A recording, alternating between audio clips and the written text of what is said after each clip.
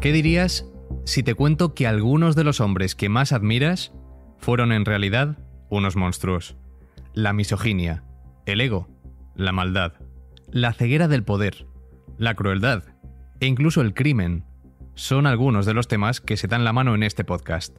Aquí hablaremos de genios y hombres brillantes, sin duda, pero todo lo que brilla proyecta sombras a su alrededor. Yo soy Danny McFly y te doy la bienvenida a El Lado Oscuro. Esta temporada de El Lado Oscuro es una idea original de Danny McFly, producida en colaboración con Podimo, la principal plataforma de podcast y audiolibros en español.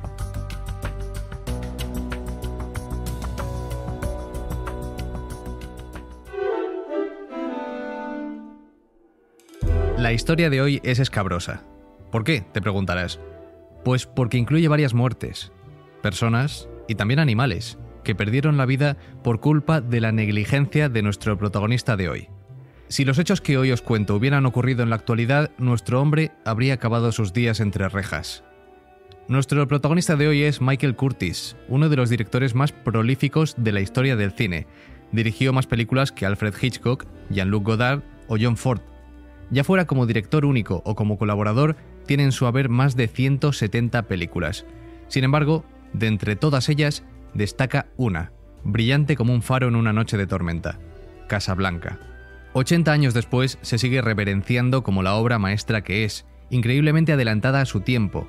La banda sonora, los movimientos de cámara, ese guión tan efectivo, la dirección de fotografía o las brillantes interpretaciones de sus protagonistas hacen de ella una joya atemporal del séptimo arte. Admitámoslo, tenemos una deuda impagable con Michael Curtiz por habernos proporcionado Casablanca y su influencia en el cine posterior es indiscutible, pero eso no le exime de sus otras faltas, imprudencias o incluso mezquindades, que son las que le han hecho ser digno merecedor de un episodio de este podcast. Pero para entender el lado oscuro de Michael Curtiz, hemos de empezar por el principio. Se cree que nació un 24 de diciembre de 1886 en Budapest, y digo se cree porque, aunque es cierto que era húngaro, la fecha exacta no es del todo fiable, porque le gustaba contar cuentos chinos sobre sus orígenes, incluyendo que huyó de casa a los 17 años para unirse a un circo o que había sido miembro del equipo de esgrima húngaro en los Juegos Olímpicos de 1912. Supongo que una celebridad tratando de hinchar su propia leyenda entra dentro de la normalidad. Lo que sí es cierto es que tuvo un marcado acento húngaro que le acompañó toda la vida y que le dificultaba para hacerse entender cuando empezó a dirigir a sus actores en Hollywood. Un detalle es que en Casablanca insistió muchísimo a su diseñador de producción en que para una escena necesitaba un caniche, poodle en inglés. Cuando el hombre apareció con el perro, comprendieron que lo que pedía era un paddle, un charco. Mujeriego, padre negligente, adicto al trabajo, arrogante.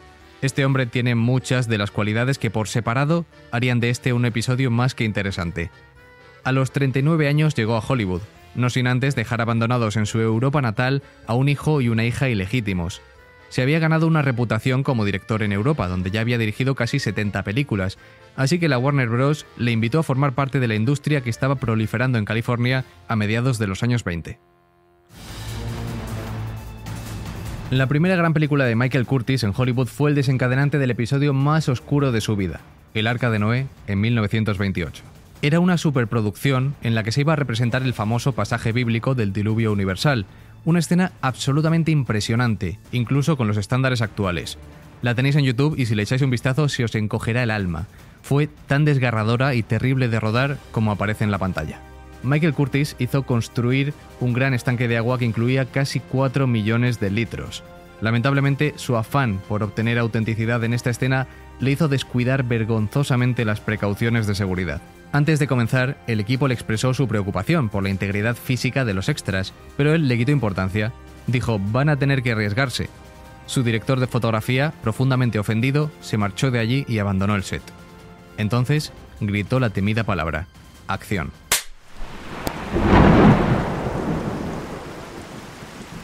En pleno éxtasis por conseguir el realismo, se olvidó de la seguridad de los actores y extras. Comenzó a tirar agua sin control. El nivel de agua subía y los actores se veían arrastrados por furiosos torrentes, completamente presas del pánico. Todo el contenido de los tanques se vació en un enorme desastre totalmente descontrolado. 15 operadores de cámaras se vieron arrastrados por el agua e innumerables extras lucharon por sobrevivir durante horas, recibiendo golpes constantes contra los edificios y demás objetos, incapaces de zafarse. El resultado fue dramático. Debido a esta imprudencia, 3 personas perdieron la vida ahogadas, y uno de ellos resultó tan gravemente herido que hubo que amputarle una pierna. El parte de heridos dejó además casi una docena de personas que sufrieron fracturas y otras lesiones graves. Los actores protagonistas tampoco se libraron. La protagonista contrajo neumonía y uno de los actores se rompió 2 costillas. Los intérpretes no eran conscientes de los riesgos porque nadie se lo había explicado. Curtis jamás informó a los actores de que les derramarían por encima millones y millones de litros de agua. Lo peor es que esta masacre pudo haberse evitado. Antes de dimitir, su director de fotografía, Hal Moore, señaló que podrían hacer exactamente la misma escena con miniaturas y superposiciones y que sería igual de realista, pero Curtis insistió en hacerlo a su manera. En su retorcida mente, filmar no era tan gratificante si no había muertes reales de por medio. Moore dijo más tarde sobre Curtis: ese maldito bastardo asesino nunca debería haber permitido que sucediera algo así. Pero lo hizo. Y aunque sea inconcebible hoy en día, no recibió ningún castigo por estos crímenes.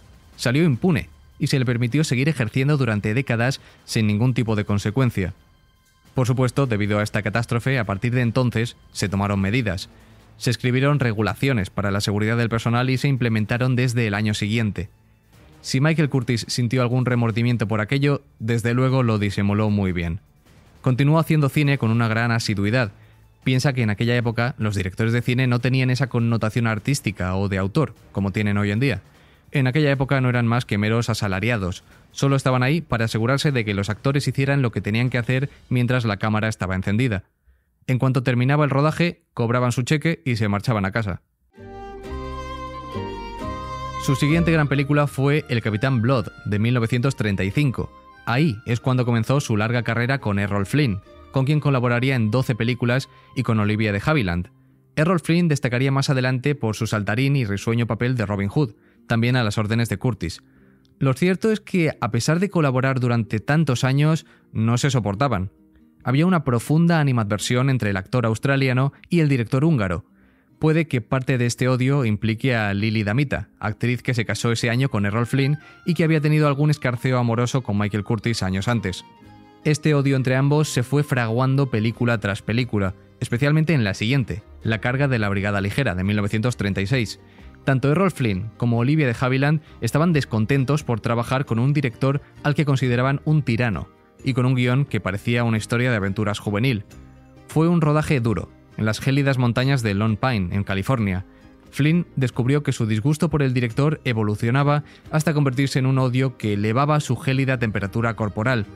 Contaba Flynn que el viento era como un cuchillo y que todos los actores se congelaban en los delgados trajes mientras que Michael Curtis estaba envuelto en unos 3 abrigos dando órdenes. Les hacía esperar horas sentados en los caballos muriendo de frío. Olivia de Havilland compartía la visión de su compañero de reparto hacia el director. Ella decía que Michael Curtis era como Otto Preminger pero en húngaro, un hombre tirano, abusivo y cruel. No solo eso, sino que durante ese rodaje también se vivió un episodio de maltrato animal. Se utilizaron cables trampa para 125 caballos, cables ocultos que detenían su carrera de manera abrupta para derribarlos. De ellos, 25 murieron directamente o tuvieron que ser sacrificados posteriormente. El furor público resultante hizo que el Congreso de los Estados Unidos aprobara leyes para proteger a los animales utilizados en películas. Errol Flynn estaba tan indignado por la cantidad de caballos heridos y muertos durante la carga y por la aparente indiferencia del director Michael Curtis ante la carnicería, que en un momento, mientras discutía con Curtis al respecto, no pudo contenerse más y de hecho lo atacó físicamente. Se separaron antes de que se produjera algún daño grave, pero eso congeló permanentemente su relación. Aunque hicieron películas posteriores juntos, se despreciaban y solo hablaban cuando era estrictamente necesario en el set. Su fama de arrogante fue creciendo con los años, y no era la única leyenda que se formaba a su alrededor. Se decía que Michael Curtis solo necesitaba 4 horas de sueño. Su ética del trabajo demoníaca se acercaba al salvajismo, decían de él. Llegaba al set a las 5 de la mañana y se quedaba hasta las 8 de la tarde. Se dice que las condiciones de trabajo en sus sets inspiraron la formación del sindicato de actores. Otra particularidad es que nunca comía durante los rodajes. Se saltaba los almuerzos porque interferían con su trabajo y sentía que a menudo lo cansaban. Por lo tanto, despreciaba a los actores que almorzaban, llamándolos vagabundos del almuerzo, alegando que no tenían energía para trabajar por las tardes. En 1942 llegó Casablanca, una película que asombró al mundo y cuyo rodaje transcurrió sin grandes sobresaltos. Es cierto que el guión iba cambiando constantemente y hasta el último momento ni los actores, ni tan siquiera el director sabían cómo iba a terminar esa película ni con cuál de los dos hombres se iba a quedar la protagonista, Ilsa, encarnada por Ingrid Bergman. Michael Curtiz, para dirigirla, le recomendaba que probara algo intermedio. Humphrey Bogart sí que tuvo problemas porque bebía mucho durante el rodaje y no sentía nada de química con su compañera de reparto. Además, estaba pasando un mal momento con su esposa, Mayo Method, que le apuñaló días después, aunque sin ninguna herida grave, pero esa es una historia para otra ocasión. El caso es que este húngaro incomprensible, a quien apodaban Iron Mike por su resistencia y su tenacidad, se entendía mejor con los aparatos técnicos del cine que con las personas. Tras su muerte, a los 75 años, Michael Curtiz había destacado como director de todo tipo de géneros, y su impacto en la cinematografía sigue vivo. Recordado por su habilidad técnica, versatilidad y su contribución a algunas de las películas más icónicas de Hollywood, este era el artista que el mundo recuerda. Ahora, gracias a este podcast, tú has conocido al hombre. Un tipo arrogante, negligente, mujeriego, incomprensible y terriblemente perfeccionista. ¿Preferías no haberlo sabido?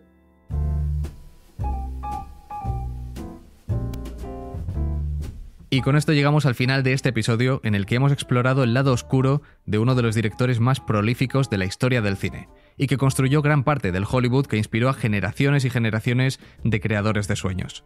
A pesar de la oscuridad que le rodea y de que afortunadamente la sociedad haya cambiado en este tiempo, recuerda que siempre nos quedará París. Espero que hayas disfrutado de este episodio y no olvides seguirme en redes para sugerirme de qué leyenda o celebridad te gustaría conocer su lado oscuro. Nos vemos en el próximo programa. Este podcast ha sido grabado en los estudios de Podimo en Madrid como parte de su Talent Hub. Guión, Daniel Gallego. Jefe técnico, Edu de Frutos. Dirección de fotografía, Quique Kausek. Hasta pronto.